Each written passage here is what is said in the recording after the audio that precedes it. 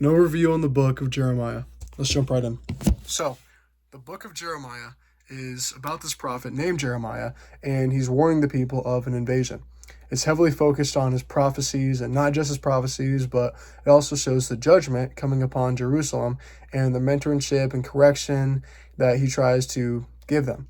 Chapter 25, Jeremiah clearly just states that Babylon will destroy Jerusalem in the future. We read in 25:11, he says, "This whole country will become a desolate wasteland, and these nations will serve the king of Babylon 70 years."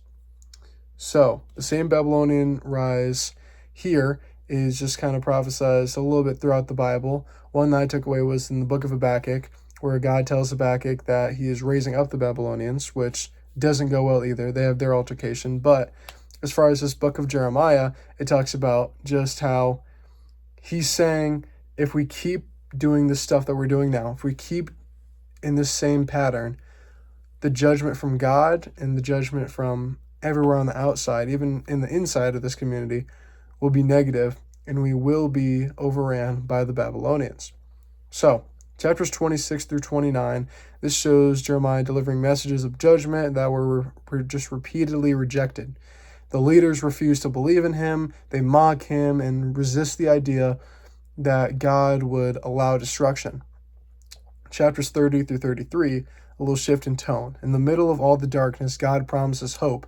He speaks of renewing his covenant. He promises a future restoration and says he will write his law on their hearts. This is where we get to Jeremiah 31, verse 33. "This is the covenant I will make with the people of Israel after that time, declares the Lord." There we go. "I will put my law in their minds and write it on their hearts.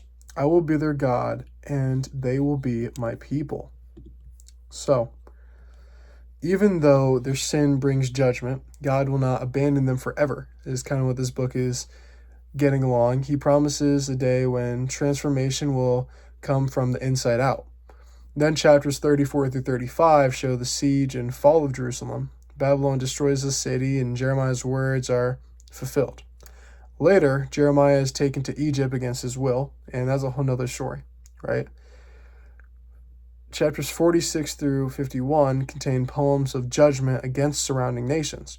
The longest poems are in chapters 50 and 51, where Babylon itself is judged for its pride and injustice. Finally, chapter 52 retells the fall of Jerusalem, similar to 2 Kings 25, proving that Jeremiah's warnings came true. The book ends not just about destruction, but with proof that God's word stands. We're not going to understand it. We're probably not even going to believe it, just like these people. But what we should be obtaining from this book is not just that God's plan will never fail, and how, even though it seems bad, later down the line, we learn that God is going to bring back up the civilization, right?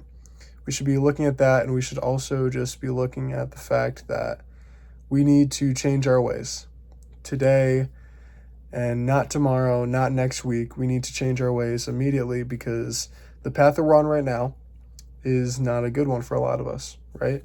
Whether that's just hanging out with a friend group that you know is trying to strive you away from God, or you're cheating on assignments or something, and you know that this is going to have that same effect of Babylon, where down the line, it's going to hurt you. If we keep doing these bad things, then it's going to end up catching us in the end. Everything will come to light in the end. And we need to think about this spiritually and try to not get right with God, but build a relationship with him for the both of us, for us and for God. So, that's my message of today. Thank you guys so much for watching.